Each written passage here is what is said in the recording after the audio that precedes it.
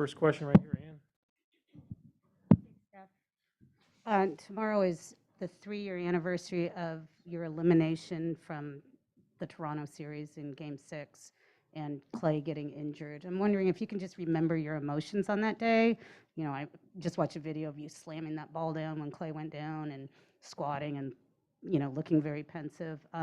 Your emotions, and then also some perspective of, like, 3 years later, here you are back in a critical Game 5. Yeah, it was mixed emotions all the way around. I had Katie's injury a couple days before, Clay going down, us trying to just find a way to stay alive.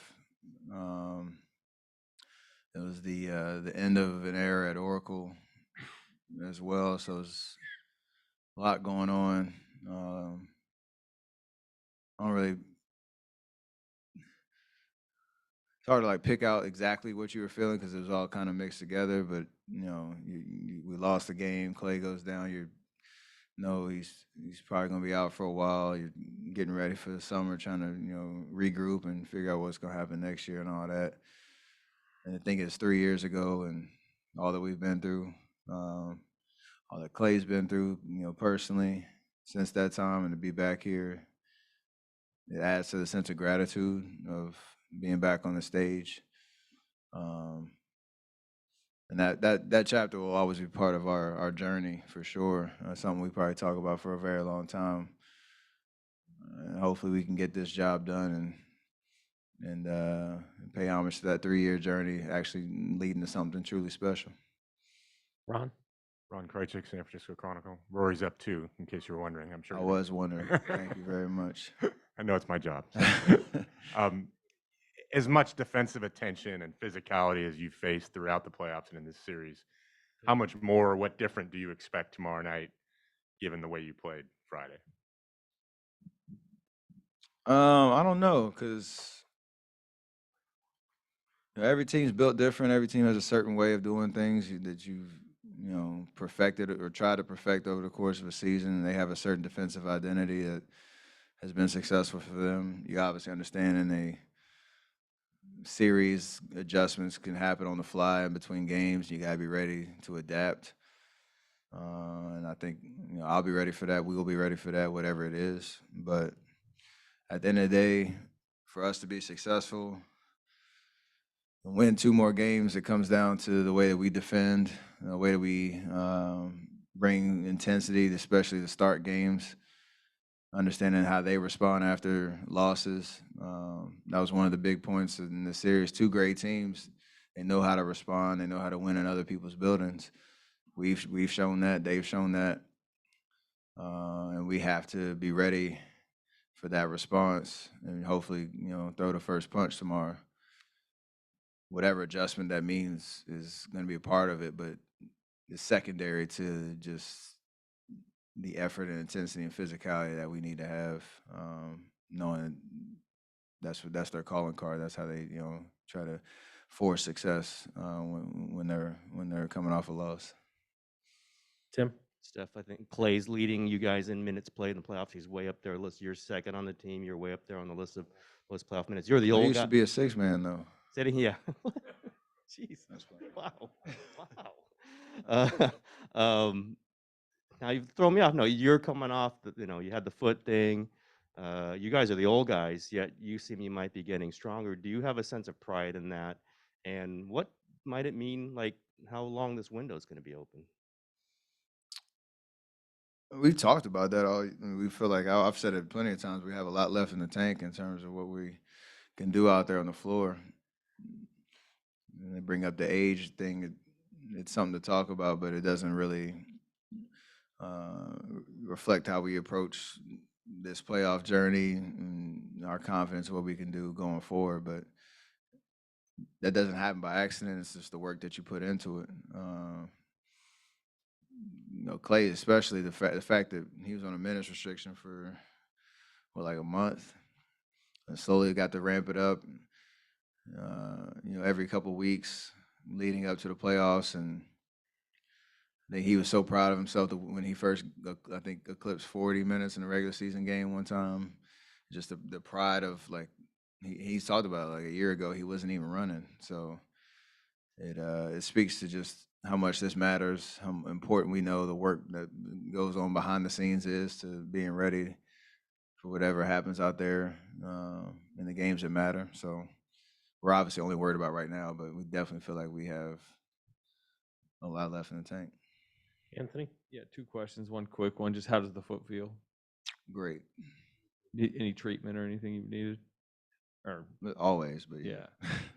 and then on the Draymond, this is obviously a challenge for him offensively in the series with their length, the way they're playing. What is the key to, I guess, thriving better offensively when he's on the floor? It comes down to understanding that we have our certain pep plays and actions that we have done for years and years and years. They've scouted it. They have a certain approach and personnel that's trying to take those away. And some of our bread and butter plays, but a lot of it is just being a lot more organized on our spacing and our force on pick and rolls, on cuts and stuff like that, so that we can just get everybody in the right spots, and whether they want to shade, off a certain guy or try to clog things up, we have a counter to all of that. And I think he is going to do an amazing job of adapting and figuring out where he can find his angles, his ways to impact on the offensive end, and that'll again feed off of the way he impacts the game on the defensive end every game. So usually the high IQ guys figure it out, and he's at the top of that list when it comes to understanding the game of basketball. On your left, second row. Hey, Steph, Alex Espinoza with 95.7 The Game. You're 3-0 with those purple shoes. Is there anything to that? Are you going to bring them back out again at some point? I did not even know that. Yeah. So I appreciate you. I don't know if that messes with the juju on there, if I'm aware of My bad. the record. So now I got a lot of different colors, so we'll see. See what happens. God, Adam. I got me thinking now too. Adam, next. Stuff. The U.S. Open's obviously in Boston this week. You have obviously much bigger priorities, but do you try to squeeze in part of the practice round Wednesday? Do you have golfers hitting you up for tickets? Do you just watch it on Thursday and chill? I got a couple of friends on the tour that'll probably hit me up between now and next week if they get the early tee time, the early late on Thursday. We'll see. Or Thursday, Friday, we'll see. But I'm not going out there. Obviously, all my attention's on rest and recovery and getting ready. I'll pop in front of the TV and make sure I watch as much of it as possible, though. Joe. Forward those tickets our way. Say what? Forward those tickets our Oh, way. absolutely. I've never been to the Country Club of Brookline, so you can send me some pictures if you get out there. What's when you have a game like you had on Friday? What's that like to watch the film of it? I mean, I don't know. It's cool because when you watch film, there's a lot of different emotions because you usually know the outcome of the game, and so whether you play well individually or not, you always know what happens at the end. It's like watching the end of a movie. It's always nice to know that the movie turns out great at the end, but I think it's more so just the balance of watching what worked and trying to understand those patterns so that you can repeat that for the next game, maybe anticipate some adjustments that might happen and try to slow it down and try to be one step ahead of that. In the meantime, also watching a lot of different reactions in the crowd and on the bench and stuff like that too. That's always some good entertainment. Back right. Steph, Steve was just comparing you to Roger Federer in terms of how the greats do things, and he was. I got to get a list of all the people he's compared. Tim Duncan, Roger Federer, who added to the list. Sorry, I didn't mean to cut you off. No, it's okay. It's okay. Today it was Roger, and he was saying, especially in terms of, he said that you guys met him a few years ago in China, and how you find that joy in the daily routine, the work you put in, the discipline. So in your perspective, how is that to finding that joy and that passion and that work that you put in every day to sustain the highest level for a long period of time?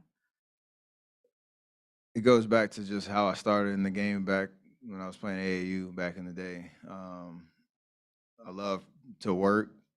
You kind of get lost in and the sessions you have on the court and practice in the weight room, wherever it is, because you know it's going to lead to you being as prepared as possible for those games.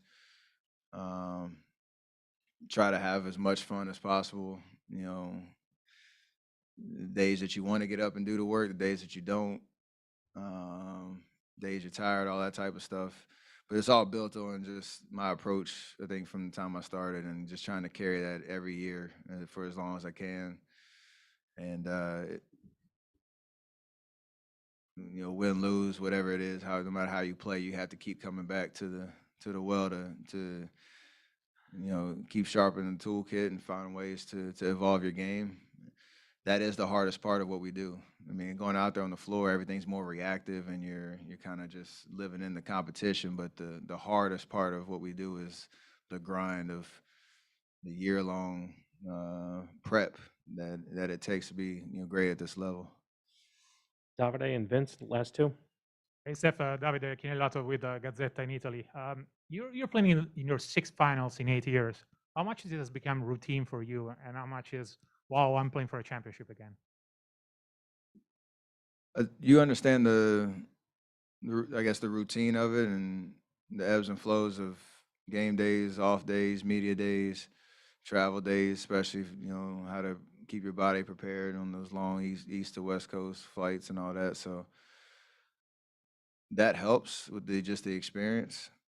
Every task is different though when you get out there, because it's even when we played Cleveland 4 times, it's a different team every year that you had to kind of prepare against, and that's just part of it. And I love every experience at this stage, because there's so much attention on what we do. You understand the whole world's watching you when you're out there on the court, and you're obviously keeping in mind what you're playing for, and be the last team standing. So I love everything about it. Vince? Steph, during Game 4, you couldn't see it because you were playing, but Dwayne Wade and LeBron James had back and forth praising you throughout the course of the game, and I think Dwayne said something after it, saying that they got to make room for you on the Mount Rushmore. So when you see that, if you see that, are you amused? Are you surprised? Do you roll your eyes? Like, what is your reaction when you hear stuff like that or see it?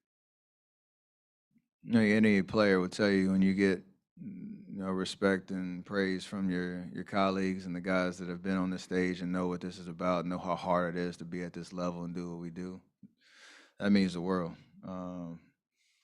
You obviously want everybody to appreciate what you do and all that, but it hits different when it's people that you looked up to once upon a time, when they were having their first and second experiences, and you're watching them like, I wonder what that's like. And then you have some battles, and for them to go out of their way and speak about the impact on the game and all that type of stuff, it means the world for sure. Because it takes a great to recognize what it takes to do what we do, for sure. Thank you, Steph.